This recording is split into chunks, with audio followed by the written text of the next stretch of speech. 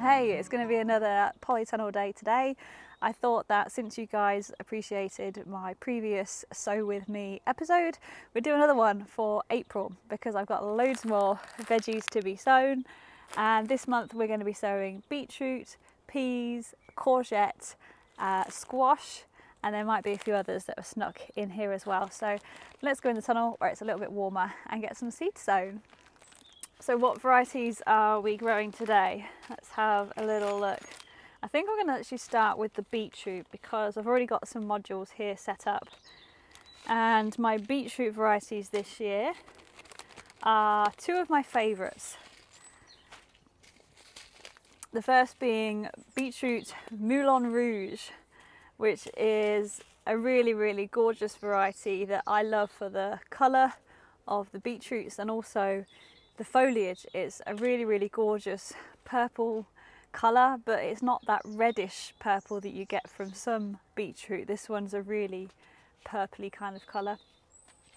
And then my second favourite beetroot is Golden Globe, and as the name suggests, it's a very orangey golden colour, and I find it quite a sweet variety.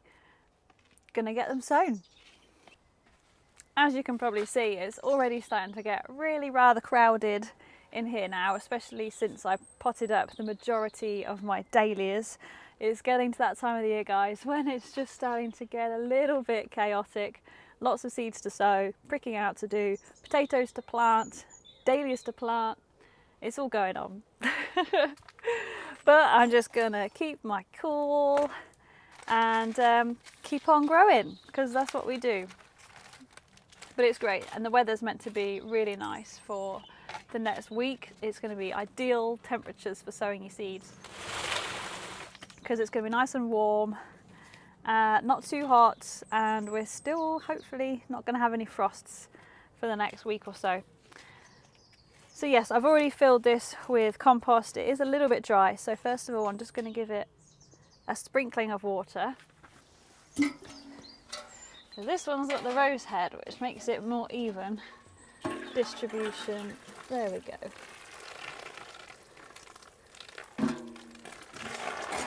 I'll get our labels ready. So what we've got, Golden Globe. It's like an award. Do you grow beetroot? I know sometimes I do prefer to direct sow it, but that's usually a bit later in the season. And I love pickled beetroot. I'm pretty sure I've done a video on that, so if you're interested in giving pickled beetroot a go, I suggest it because it's the best. Okay, I'm gonna try and find my little widger. Where are you in all of this chaos? Aha! So with beetroot, you can multi-sow them. I know that's a way that Charles Dowding loves to do his beetroot, so that you put 3 or 4 seeds in a module and plant them out as a clump, and then they'll grow together and you can pick the bigger ones as they come up and as you like. But I don't really do that. I did it one year and they all just turned out really small. So I'm just going to do 1 or 2 seeds per cell, and then I'll plant them out like that, and then going into May, June, I'll do another sowing, but that'll be direct into the soil where they go. So first we're going to start with the Golden Globe, Betula vulgaris. Better, not Betula, that'll be a birch tree.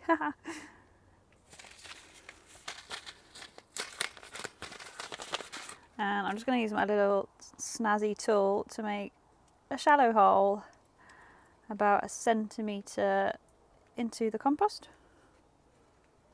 This compost, by the way, has perlite in it, which is what the white specks are, and the vermiculite is the golden specks, and that just helps retain the water better, since these little cells can dry out quite quickly. These seeds are brand new, so they're going to be super fresh,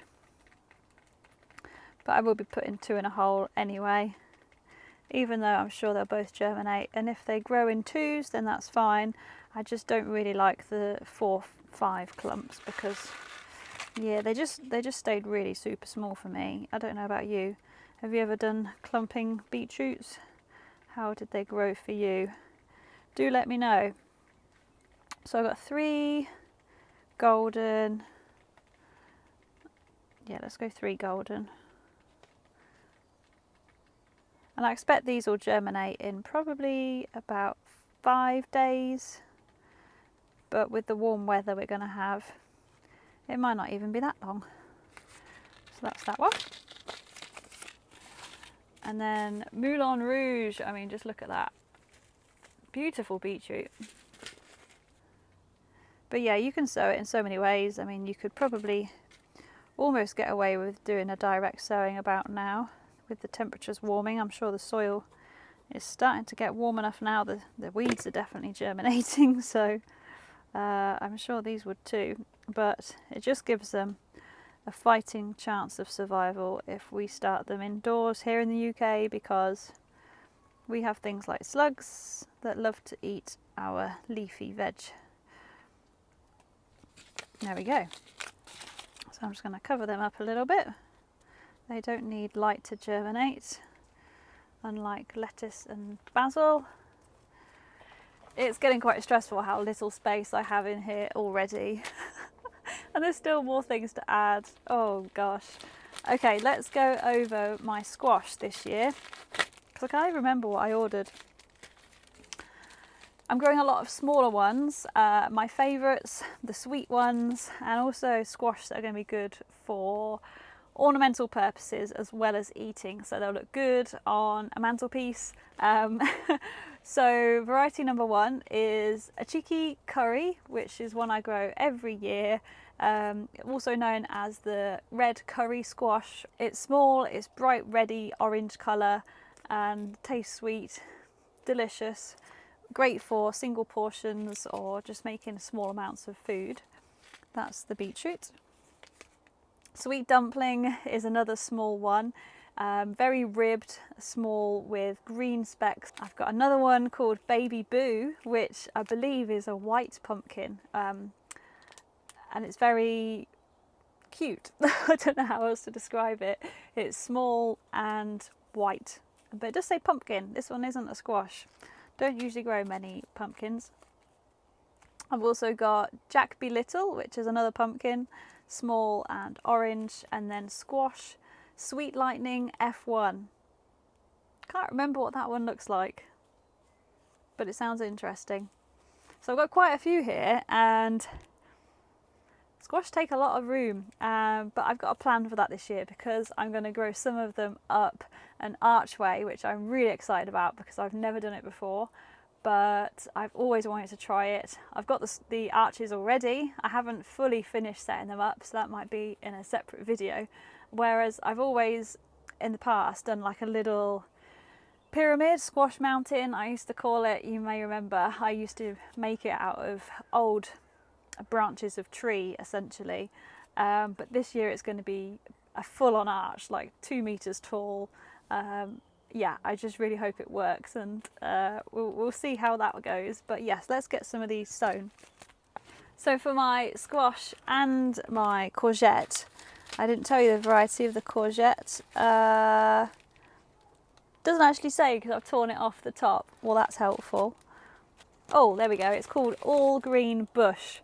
Now, these are some seeds that I found at the bottom of my seed stash, and they went out of date in 2019. So I'm sure they'll still be absolutely fine, but I'll just sow more than I need because a lot of them may not germinate.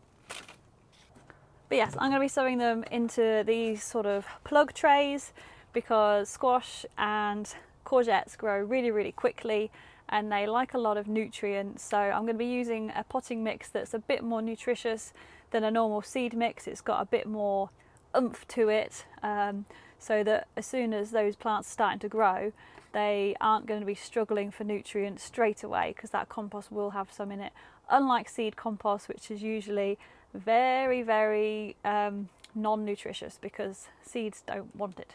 So yes, I'm going to fill these up and decide how many varieties of each I want, because I don't know yet. I like to fill all of my seed trays up to begin with. Make a nice stack of them. And I will be getting these watered before I sow them as well.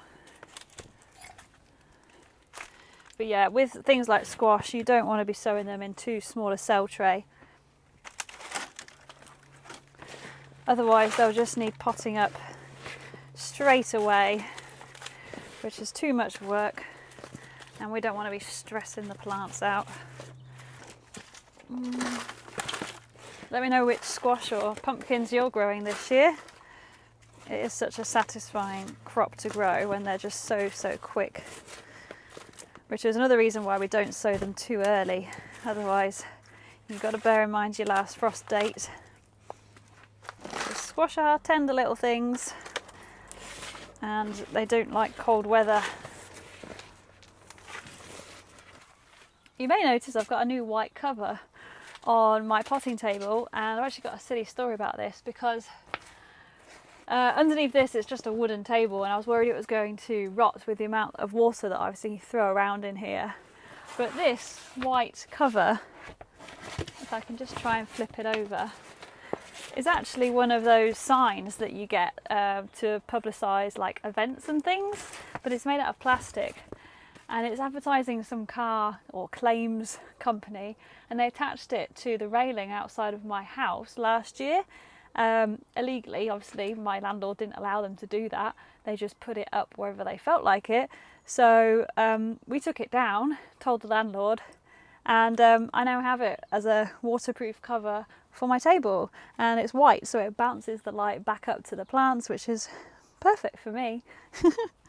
Okay, so varieties. Well, I'm definitely going to be sowing a lot of my favourite, the uchiki curry, or the red curry squash. So I'm just going to call that one curry, 16th of the 4th. I do find I don't really enjoy growing some of the very big ones anymore, because it just creates a bit of a problem to store them, especially whilst I'm living in my flat. And if they're not taking up rent space, then they're taking up freezer space, or you know, we don't eat a great big one straight away. So I do tend to prefer growing the smaller varieties now. Definitely don't have room for masses of these, but so what? So first of all, the red curry squash. These seeds are a lovely size, and I'm going to put one in each of the cells. So yeah, really nice, easy size to handle, and I'm just going to use my little tool to make a bit of a bigger hole than usual. Don't want these to be too close to the surface, and you've probably heard this tip before, but if you plant them on their side like that rather than flat, they're supposed to be better for germination, because they won't rot quite as easily, because if they were flat then water sits on them. I don't know how true it is, but I tend to stick them on their side anyway, or point them downwards, because that's the end that the root is going to come out of. And just give them a helping hand, why not?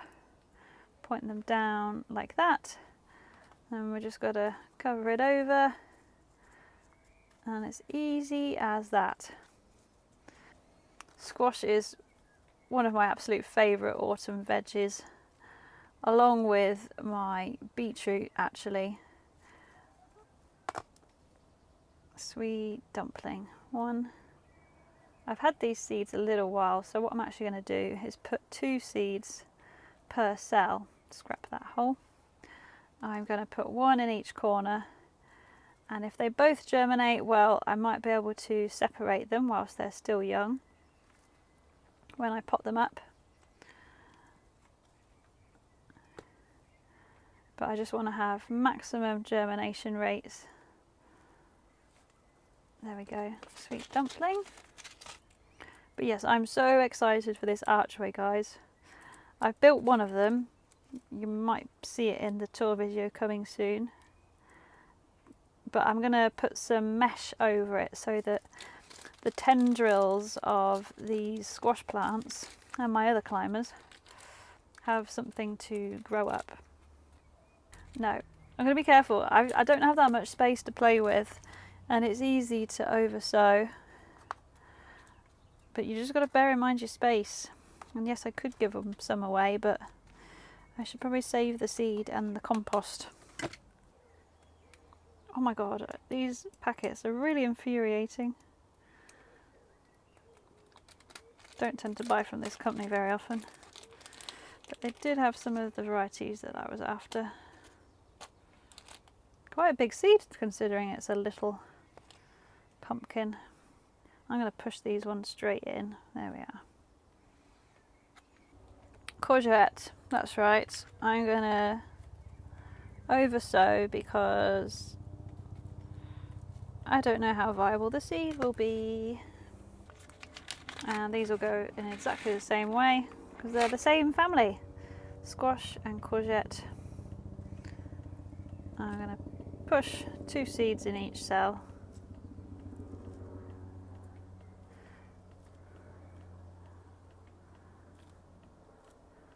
Like that, so that's 6 seeds. I really only need 1 plant, so I'm just going to leave it at that. Now these now need to be kept nice and warm, away from frost or any cold, chilly nights. The most common there's a few common reasons why squash seeds, pumpkin seeds may not germinate, and number 1 is them rotting because they're sat in wet compost, and number 2, they quite often get eaten by rodents. Things like mice, voles, they would love to eat those seeds. So for that reason, you may wish to bring them indoors if you've got the room, germinate them inside, and then immediately get them back out into your greenhouse or your polytunnel. So yes, they need to be kept nice and warm. I'm going to leave mine here in the tunnel because I've got every faith that they'll be absolutely fine, and we've got a warm week of weather, so hopefully they'll germinate really quickly out here. And the last crop that I'll be sowing today are my peas, and I've got 2 varieties here. Kelvin Wonder, which is just a classic, and also I've got some seeds left from a previous year when I grew telephone tall climbing pea. So this is the one that can reach 10 foot tall. And Kelvin Wonder is just really sweet. You get loads of peas in each pod. It's reliable and it's just a great pea to grow. This one stays quite dwarf though, whereas this one gets really tall. So I'm actually just going to mix the 2 together on the same very tall support and just enjoy some fresh peas. I'm not growing peas this year to have with a meal with you know, I'm not expecting a substantial amount. I'm growing veg on a reduced plot size this year because of the flowers, and I just want to have some fresh peas to eat straight fresh from the pod on a summer day because nothing really beats that taste, that freshness. So these are the varieties I've chosen for that. So it's time to get these sown. Just need to choose what sort of seed tray I'm going to use. I do actually have these root trainers. You might have seen them before, but essentially they're really tall and give a fantastic root run for things like peas that love to grow very long roots. And then you pop them open to take them out, plant them and reuse these each year. The only thing about these is they do take up quite a lot of compost, but I'm going to give them a go again anyway because peas really do benefit from deep rooting. Most of my seed trays are quite shallow, so I'm going to keep this in the surrounding, and then I'm going to fill all of this up with lots of compost. I will actually overfill these quite a bit because once we get it watered, the level of the soil is going to drop quite a bit.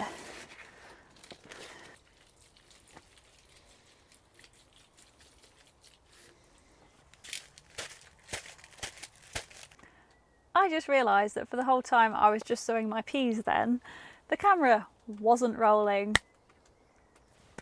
Well done, cat. Well done. These things happen. So essentially I've put 2 pea seeds per cell on the root trainers, because peas can grow quite close together. The instructions might say 2 inches apart. Honestly, you can go closer than that. And yeah, I've got about half and half of Kelvin and Wonder and tall telephone pole, something like that. And when I plant these out, it will be around May time, once the risk of frost has gone. And I expect they'll be quite tall already, because they are very quick growing. They like a lot of nutrition, and when they're in the ground, they like to be cool. They like to have their roots watered regularly, and preferably the roots in the shade and their heads, all the foliage, in the sunshine. I won't be growing my peas up an archway, I don't think. Instead, I might just use my normal sort of wigwam style with some branches into a point and let them grow up the canes that way. Just remember that peas need something for their tendrils to cling onto, such as string. They can't twist around the pole, because that's what beans do, and the peas have tendrils to cling on. So just bear that in mind. You might need something to incorporate up to your structure. When you're sowing your peas, I would advise you not to sow all of your entire packet, just in case some of them don't come up, because again, rodents love peas. So if a mouse gets into your tunnel, it will eat the lot if it gets the chance, and if it's hungry, because they are absolutely loved by mice and voles. So you may need to protect them. I usually get away with it in here, so fingers crossed they don't come looking for some dinner. But these will germinate absolutely fine in here. I won't be taking these indoors. And yeah, that's about it for my seed sowing today. So thanks for joining me. Let me know what varieties you've opted for this year in the comments, and I'll see you next time.